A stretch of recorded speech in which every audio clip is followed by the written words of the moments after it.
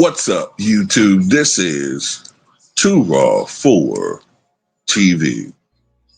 All right, so before I get into this video, shout out once again to the man, the myth, the legend, the brother Robert Mason coming through yet with another donation to the channel via the PayPal. Salute to you for showing love to Too Raw for TV. All right, so as we all know, Stephen Curry is out for a couple of more days because of I think it's a right calf contusion that he suffered in that game the other day against the Houston Rockets. So, of course, Draymond Green, who everybody says is a first ballot Hall of Famer, should be able to play at an MVP caliber level. I mean, look, he should be able to raise his game because this is a guy that talked about how, he was better than Charles Barkley in the past. And if he played on a bad team, he could put up the numbers Charles Barkley was putting up, which, peak Charles Barkley was putting up like 27 and 12 on every night. You know what I'm saying? And of course, last night, what we saw was even though the Warriors won, and that was largely because they were playing the Pelicans, arguably the worst team in the NBA. They only won by 8, and they did it in spite of Draymond Green. Draymond Green shot 0 for 9 from the floor, 0 for 7 from three-point range. The only points he scored was 2 free throws. But yet people tell me all the time this is a Hall of Famer. So you have some people saying, well, why are you using offensive stats for a defensive player? Well, because he said in the past that he could do what other great players could do. And even with this so-called vaunted defense of his, Zion still scored 25 points, right? So I don't see exactly how he's stopping anybody on that end of the floor the way they try to make it seem like he is.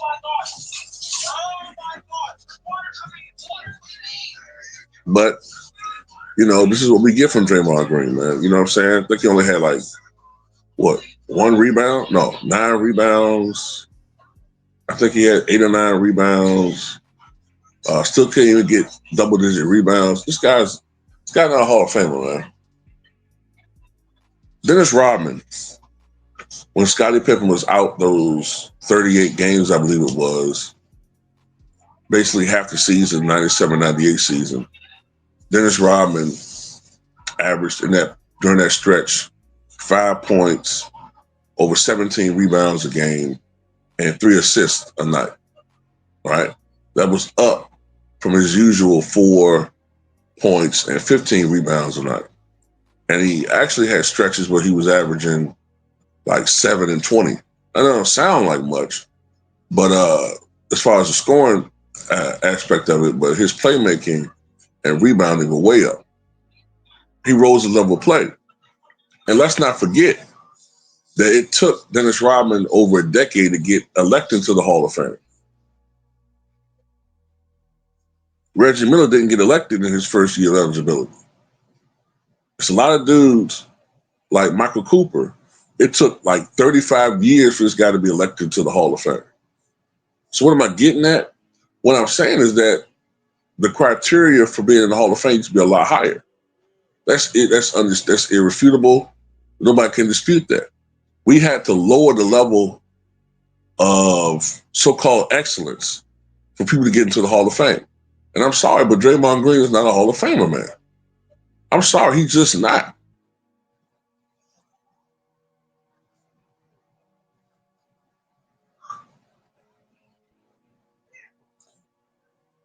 If he's a Hall of Famer, then Mr. Mean Larry Smith, another former Warrior, should be in the Hall of Fame.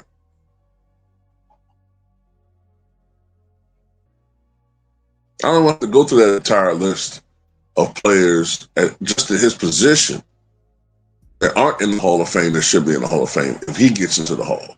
And I'm tired of hearing about championships. I'm so tired of hearing that argument about, well, he got 4 rings. So what?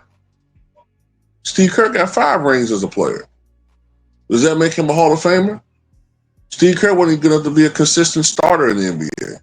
Steve Kerr almost was out the NBA after his first 3 or 4 years in the league. And Steve Kerr was not a really good defender.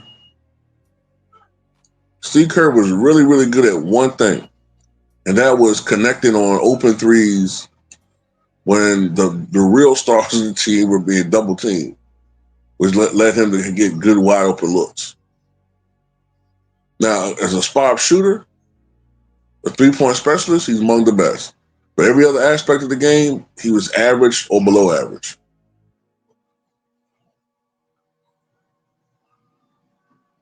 Tired of hearing excuses about this dude. I'm tired of hearing about.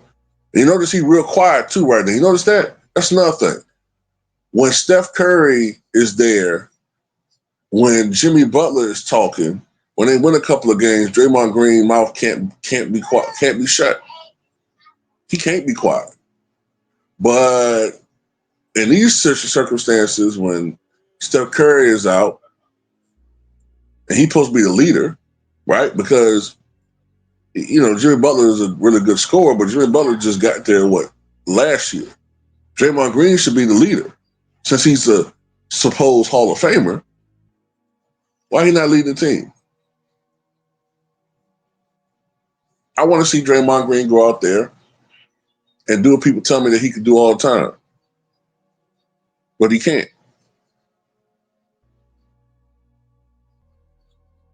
By the way, after last night's atrocious offensive performance, Draymond is averaging about 7.5 points, I guess, this year. He's shooting 38% from the floor and 33% from 3-point range. About, I think, 60%, less than 60% from the line. You tell me how that's a Hall of Fame. 8 points, well, maybe 7.5 points, 7 rebounds. No, excuse me. 7.5 points, 6 rebounds, and 5 or 6 assists. Someone explain to me how that's a Hall of Fame stat line. How is he a Hall of Famer?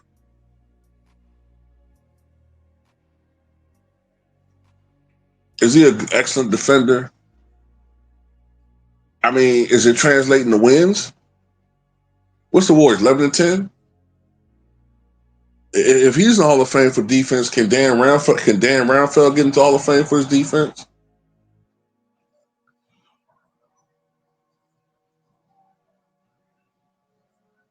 I'm just saying. Can Alvin Robertson get into the Hall of Fame for his defense? He was a better player.